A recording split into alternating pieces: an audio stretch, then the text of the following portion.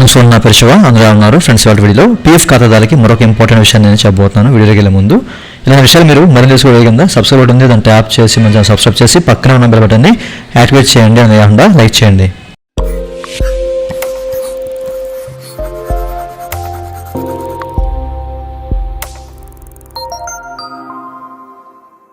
ఇక టాపిక్లోకి వెళ్ళే ముందు పీఎఫ్ సంబంధించిన క్వైరీ సర్వీస్ కావాలంటే పెయిడ్ సర్వీస్ ఉంది. నైతే కనెక్ట్ అవ్వాల్సిన వాట్సాప్ నెంబర్ వీడియో కింద మీకు డిస్క్రిప్షన్ ప్రొవైడ్ చేసిన వాట్సాప్ ద్వారా మాత్రమే నైతే కనెక్ట్ అవ్వండి. అయితే వీడియోలో చాలామంది ఫైనాన్షియల్ సెటిల్మెంట్ చేసే ముందు ఒక పెద్ద తప్పు అయితే చేస్తానండి. సో ఈ తప్పు చేస్తే కనుక మన పీఎఫ్ డబ్బు అనేది ఆగిపోయే ఛాన్స్ అయితే ఉందన్నమాట. అది ఏంటి అనేది మీకు ఇప్పుడు చూపిస్తాను. సో ముందుగా మీరు పాస్బుక్ ఓపెన్ చేశారు కదా, ఓపెన్ చేసినప్పుడు ఒకసారి చెక్ చేసుకోండి మీ ఎంప్లాయీ షేర్ ఎంత ఉంది, ఎంప్లాయర్ షేర్ ఎంత ఉంది అని చెప్పేసి చెక్ చేసుకోండి ఫస్ట్ ఆఫ్ ఆల్. ఓకే.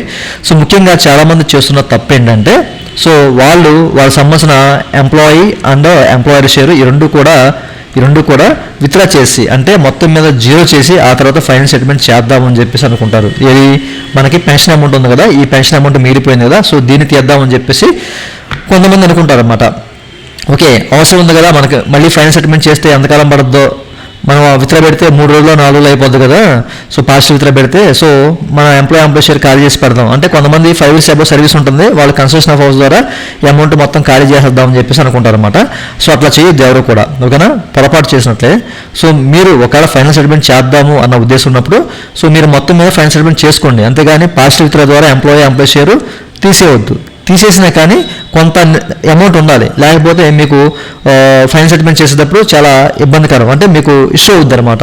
ఓకేనా. ఆ ఇష్యూ ఏంటంటే మీరు ఇక్కడ ఎంప్లాయీ షేర్ రెండు కూడా జీరో చేశారు అనుకోండి, జీరో చేసి మీరు ఫైనల్ సెటిల్మెంట్ చేసినప్పుడు మీకు ఒక రీజన్ ద్వారా క్లెయిమ్ అనేది రిజెక్ట్ అవుతూ ఉంటుందన్నమాట. ఎందుకంటే మీ యొక్క ఈపీఎఫ్ అకౌంట్లో పీఎఫ్ నిల్వలు లేవు, ఇన్సఫిషియెంట్ బ్యాలెన్స్ ఉంది, సో మేము క్లెయిమ్ అనేది రిజెక్ట్ చేస్తున్నామని చెప్పేసి ఫార్మ్ 19 మీకు రిజెక్ట్ అయిపోద్ది. ఆ తర్వాత మనం 10C కూడా, అంటే రెండు ఒకేసారి పెడతాం, ఆ తర్వాత మనం 10C కూడా సెటిల్ అవ్వాలి కదా, సో అది కూడా రిజెక్ట్ అయిపోద్ది అనమాట. అలాంగ్ విత్ 19 అని చెప్పేసి మనకి అది కూడా రిజెక్ట్ అయిపోద్ది. రెండు ఒకేసారి పెట్టండి అని చెప్పేసి. ఇన్ కేసు మీరు 10C ఒకటే పెడుతున్నారు, ఇక జీరో బ్యాలెన్స్ ఉంది, ఎంప్లాయీ షేర్ లేదు, ఎంప్లాయర్ షేర్ లేదు, బట్ మనకి పెన్షన్ షేర్ ఒకటే ఉంది కదా, 10C పెడతామని చెప్పేసి అనుకుంటారు. సో అప్పుడు కూడా రిజెక్ట్ అయిపోతుంది అనమాట. ఈ కారణం చేత సో మీరు 19తో కలిపి పెట్టాలి, అలాంగ్ విత్ 19 రెండు కూడా కలిపి పెట్టండి అని చెప్పేసి రిజెక్ట్ అయిపోతుంది. 10C కూడా రిజెక్ట్ అయిపోతూ ఉంటుంది అనమాట. సో 10C 19 పెట్టి అనుకోండి, 19 రిజెక్ట్ అయిపోద్ది, ఆఫ్టర్ 10C కూడా రిజెక్ట్ అయిపోతుంది. ఇట్లా మీకు ఈపీఎఫ్ ఆఫీస్ వాళ్ళు ఏడిపిస్తారు అనమాట. ఓకేనా. మొత్తం మీద క్లెయిమ్ అవ్వకుండా ఏడిపిస్తూ ఉంటారు. సో మీరు మళ్ళీ ఫైట్ చేసినా అది 4వ సార్కో 5వ సార్కో 10వ సార్కో అప్పుడు మీకు సెటిల్మెంట్ అయ్యే ఛాన్స్ అయితే ఉందన్నమాట. ఇట్లాంటి సినారియోలో చాలా మందికి ఒక 20% మెంబర్స్ మాత్రమే, అంటే 100లోకి 20 మంది మాత్రమే సెటిల్ అయ్యే అవకాశం ఉంది. మిగతా వాళ్ళకి ఇట్లా మీకు ఇన్సఫిషియెంట్ బ్యాలెన్స్ అని చెప్పేసి పోతూ ఉంటుంది, అలాంగ్ విత్ 19 అని చెప్పేసి పోతూ ఉంటుంది అనమాట. సో నా సజెషన్ ఏంటంటే, మీరు ఎప్పుడైనా ఫైనల్ సెటిల్మెంట్ చేద్దాం అనుకున్నప్పుడు కనీసం ఒక 10, 20, 30 అంత కొంత అమౌంట్ అనేది మీరు ఈపీఎఫ్ అకౌంట్లో, అంటే ఎంప్లాయీ షేర్లో ఉంచితే మంచిదన్నమాట. ఓకేనా. ఉంచి అప్పుడు మీరు సెటిల్మెంట్ చేయండి. ఈ 2 నెలలు కూడా జీరో చేసి అనుకోండి, మీకు ఇష్యూ అవుద్ది ఫ్యూచర్లో, ఇప్పుడు చెప్పినట్లుగా.